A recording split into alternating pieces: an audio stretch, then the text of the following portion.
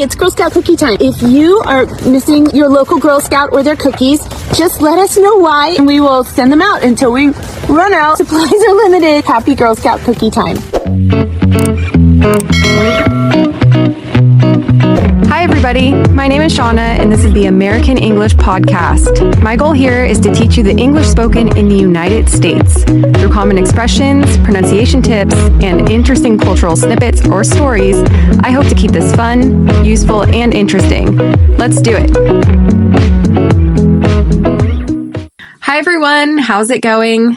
Just a few days ago, I popped onto Instagram and saw a mini clip from the famous actress Jennifer Garner saying that she would be willing to send you, or anyone, boxes of Girl Scout cookies if they're not available in your area. She provided a real email address to her followers to write to with their shipping address. Seems a little crazy, right? To receive a box of cookies from a famous actress? It is, but maybe not as much as you think. If you've lived in the United States for a while, you're probably aware of the hype surrounding Girl Scout cookie season, which lasts for 6 to 8 weeks between January and March every year. These cookies, selling at a whopping $4 to $5 a box, depending on where you're from in the US, can be purchased in front of grocery stores, hardware stores, schools, online, and really just anywhere. A lot of Girl Scouts even walk around neighborhoods, knock on doors, and sell that way. It's not uncommon to hear people admit to stocking up on boxes so that they can indulge once the Girl Scout cookie season has passed. In that 6 to 8 week period, the Girl Scouts of America earn $800 million in cookie sales. That means that about 200 million boxes are sold. 200 million boxes of cookies in 6 to 8 weeks. Last time I checked, the population of the US was around 330 million. So you can go ahead and do the math on that one. According to Statista.com, the Girl Scouts earn more money than any other cookie brand in the US. They earn more than Oreo. They earn more than the brands Chips Ahoy and Milano combined. For today's episode, I thought there's no better time to talk about cookies. I love cookies. I'm sure you all do as well. So the joke will be about cookies. The expression of the day will be, "That's the way the cookie crumbles," which is a fun expression in the United States. And for the fun fact, we'll talk about Girl Scout cookies. So stay tuned for that. Let's go ahead and start with the joke. This one, I think many of you have probably heard before. When should you take a cookie to the doctor? Any ideas? When it feels crummy. This is a common joke in the US, especially among kids, but what makes it funny is the wordplay on crummy. Crummy is an adjective that means bad. When you feel crummy, it means you feel bad. If your boss fires you, you probably feel pretty crummy, right? You feel bad. It can also be physical. For example, if you're coming down with a cold or if you have a sore throat, you can say, "I feel crummy," right? You're not in your top condition. You're not your best. When we hear the word crummy, it sounds like it could be an adjective to describe a type of food that has many crumbs. C-R-U-M, silent B, S. Crumbs are little pieces or fragments of bread, cake, crackers, or cookies. Crumbs fall on your plate when you take a bite. Cookies, especially crispy ones, might make a lot of crumbs. So in the joke, the cookie should be taken to the doctor because he feels crummy. He feels bad, but we're also left with the idea that he's full of crumbs. It should be noted here, though, and this is very important, that crummy should never be used to describe food that has crumbs. Crummy means bad, once again, right? So if you say, "Oh, that's a crummy cookie," it means that the cookie tastes terrible, right? It's not a good cookie. If you want to say that the cookie is falling apart or that it's making a lot of crumbs on your plate, you could use the adjective crumbly. Once again, crumbly, but not crummy. Let's hear that joke one more time. When should you take a cookie to the doctor? When it feels crummy. Great. The expression for today is, "That's the way the cookie crumbles." You might also hear, "That's just how the cookie crumbles." Let's define the individual words within the expression first, and then I'll show you how to use the expression through a few examples. Once again, the expression is, that's the way the cookie crumbles. That's is a contraction of that and is, or that and has, but for this case, it's that and is. The is a definitive article. So that's the house I want to live in. That specific house, right? The house I want to live in, not any house, not a house. Way is a noun, and it's a style or manner of doing something. I love the way you do your hair. The, once again, is a definitive article. And cookie is a noun. We use the term cookie in the US to talk about small, sweet cakes that are round and flat. In Britain and in many other English-speaking countries, cookies are called biscuits, which is confusing because biscuits in the US are actually bread. In any case, popular cookie flavors in the US are chocolate chip, oatmeal raisin, peanut butter. Some people like their cookies chewy, while other people like them crispy. Nobody, of course, likes a stale cookie. Stale is how we describe cookies and other baked goods that have hardened because they're old. The last word is crumble. Crumble is a verb, which means that something breaks or falls apart into small pieces. We often use it to mean that something breaks down or falls. For example, an empire can crumble. A physical building might crumble if it's made out of poor material, or if it's very old, if it's ancient, it might crumble. A bad marriage might crumble over time as well. It breaks down or falls to pieces. We often use the expression, that's the way the cookie crumbles, to express that the situation must be accepted, even if it is unfortunate. It's like saying, that's just the way it goes. Such is life. We also use the French expression, c'est la vie, right? That's life. And this is a fairly good synonym for that's the way the cookie crumbles. That's the way it is. Let's go through some examples of how we might use this in regular conversations. Example number 1. Imagine that you've been waiting eagerly to have your dream job interview. Now, imagine that on the day of the interview, you get to the station, the subway station that you plan on using, and you see a bunch of orange cones and yellow tape blocking the subway entrance. You realize there's no trains running. So you call an Uber. But the Uber driver is stuck in traffic, and you end up making it 30 minutes late to your interview. After the interview, you're kind of upset. You know you did not leave a good first impression because you were not punctual. And so you call your mom and tell her what happened.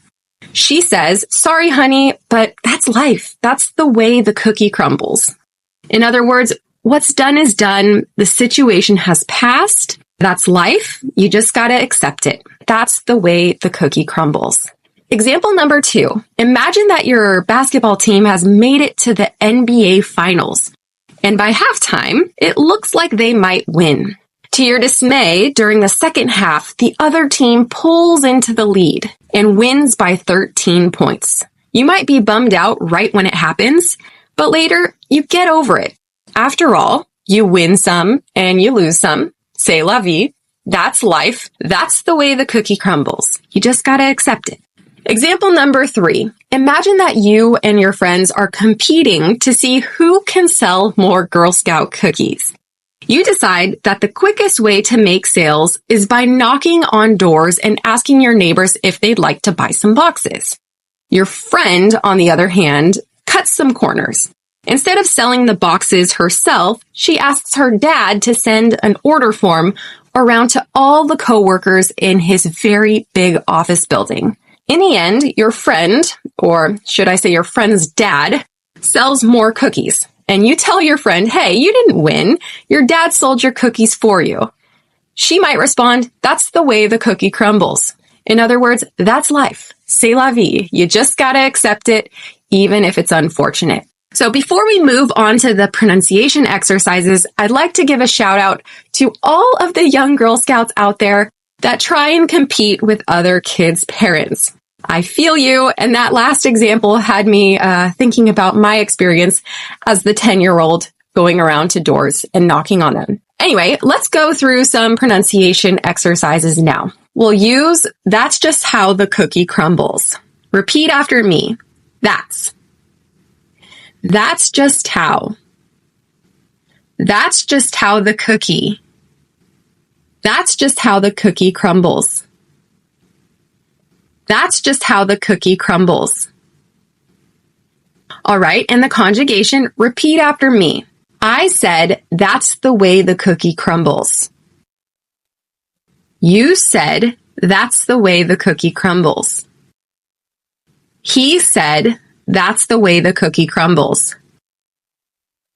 She said, that's the way the cookie crumbles. We said, that's the way the cookie crumbles.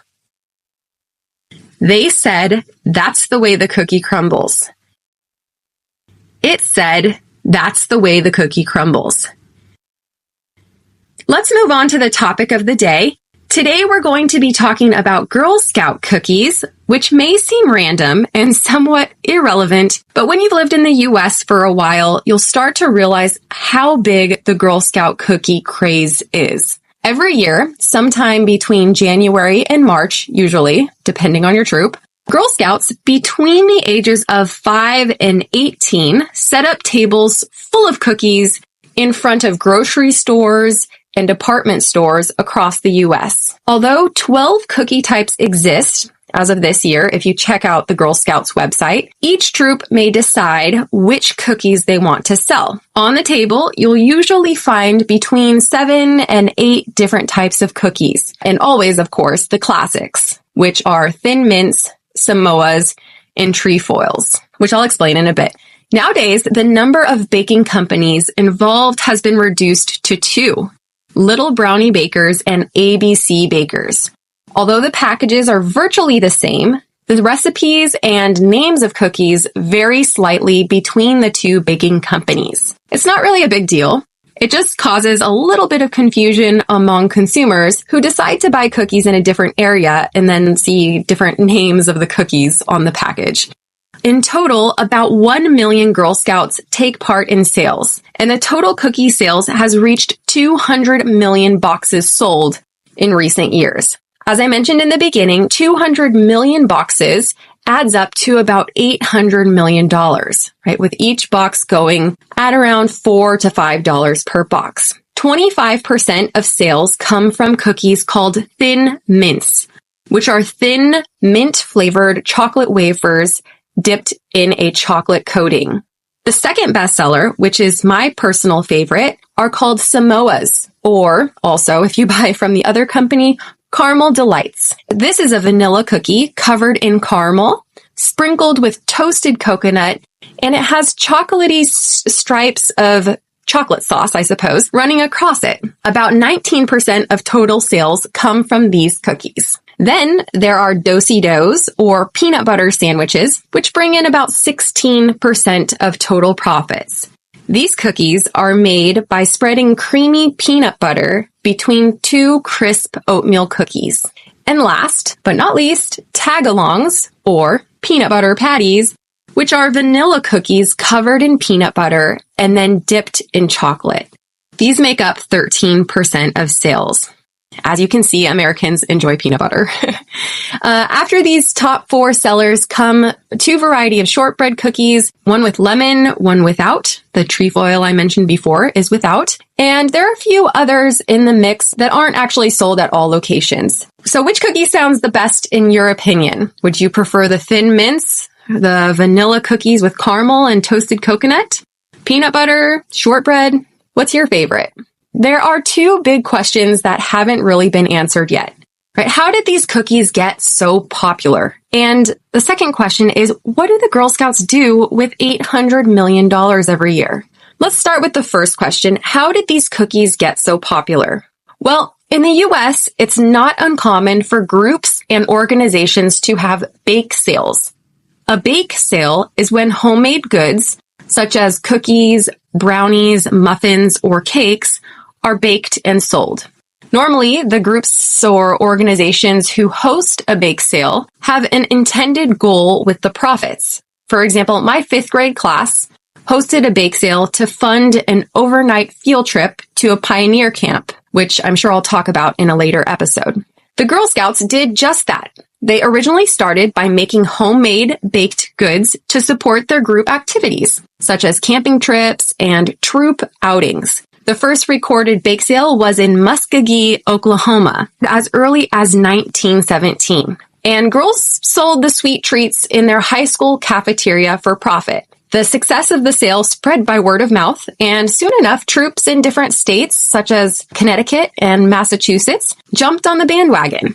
In other words, they followed the trend, and they also began selling cookies. A few years later, one of the Girl Scout directors published a cookie recipe for the young Girl Scouts that had very affordable ingredients. After all, affordable ingredients that could make a great cookie could make bigger profits. The Girl Scout director estimated that with 26 to 36 cents, 6 to 7 dozen cookies could be made with her recipe. She was also convinced that each box with a dozen could be sold for 25 to 35 cents. In other words, one box sold would be enough to make their money back. That also meant that they'd be able to keep the profits of the other 6 boxes sold. So that's a lot of profit. Up until the early 1930s, all of the baking went on in home kitchens. But by 1936, sales became more organized and licenses were handed out for the first commercial bakers. Many bakeries wanted to jump on board, especially with the increasing popularity of the cookies. Girl Scouts were like little entrepreneurs. With the help of troop mothers, they were rolling with the times, meaning that they stayed relevant and modern as time passed. For example, in the 1990s, when people were crazy about low-fat and sugar-free products, the Girl Scouts introduced a sugar-free cookie. Since 2010, the Girl Scouts have been riding the gluten-free hype by offering one gluten-free cookie called Toffee-tastic. Which, on a side note, the #1 cookie seller in the U.S., Charlotte McCourt, described that cookie as a bleak, flavorless, gluten-free wasteland, which is kind of funny. Before selling cookies each year, a Girl Scout must set her goal on how many boxes she believes she can sell. They set a goal and they try and meet it. They try and keep their promise to themselves. So that can be 200 boxes or even 18,000 boxes. Like Elizabeth Brinton, which was dubbed the Cookie Queen and held the cookie sale record for 29 years. She apparently even sold cookies to the former President Reagan. Which leads to the question, how in the world does someone sell 18,000 boxes of cookies? Well, according to HuffPost.com, quote, her success was presumably due to her rather aggressive efforts. The article explained that she used to hang around crowded subway stations and approach people, informing them that their cookies were tax deductible. When subway riders said they didn't have cash to buy the cookies, she would offer an alternative. We take checks. The moment they pulled out their checkbook, she'd say, well, why not buy the whole case? In other words, why not buy all the cookies that I have if you can just write a check? Imagine that. What would you do if someone did that to you? In 2014, Elizabeth Brinton's record was broken, and then again in 2017 by Charlotte McCourt, who sold 25,000 boxes. Her tactic was to write very honest emails about the taste of Girl Scout cookies to her parents' wealthy friends. I guess it would be pretty funny to receive an email from a 10-year-old saying that certain cookies taste like dirt while others are divine, and then trying to sell them all to you. I'm sure her emails were pretty charming though, because 25,000 boxes of cookies is a heck of a lot of cookies. Another reason why consumers might be compelled to purchase, other than, sweet little innocent 10-year-old entrepreneurial girls selling to them, is the fact that the money goes to a good cause. 70% of the money stays within the local community to support the Girl Scouts and their activities. 10 to 15% of the retail price goes directly back to the individual group. The rest of the money goes back to the manufacturer, of course, because the cookies need to be paid for. There are plenty of other reasons why cookie sales might be successful. Some say that the cookies are just very good. Some feel that the fact they're sold only once a year makes it feel like it's a limited time offer. In any case, I think the success will continue. The Girl Scouts themselves believe selling is much more than just the profits, though. Girl Scout cookie season helps build young entrepreneurs by teaching 5 very important life skills. For one, goal setting. First of all, they have to set their goal, like I said before, and then they need to meet their goal. Decision making. They need to run and promote sales. The girls, also with the troop leaders, need to decide how they will accept money. The girls at my supermarket, in addition to cash, took credit card and Venmo. There's money management. For example, they learn how to count change back to customers, and they also learn how to budget the money that is earned from the cookie sales. They learn people skills because they talk to anyone and everyone, and also business ethics. In a New York Times YouTube video, a troop mom named Pilar Ruiz said, "It turns shy girls into outgoing girls, gives them the people skills they need for the real world, gives them some financial literacy. The girls have to learn how to count back change. It teaches them some independence because they have to do it instead of having their parents do it for them." She also comments that you can't just sit on the couch and watch TV. You need to get out and work. So what do you think? Do you like the idea of building entrepreneurial skills in girls at such a young age? Or what about young boys? Overall, I think it's pretty cool. I'll continue to buy my overpriced boxes of cookies because they not only make me nostalgic and they're good, but it's also for a good cause. So that's it for this episode. If you didn't have a sweet tooth before listening, I bet you do now. Hope you're having a nice day and talk to you soon. Bye.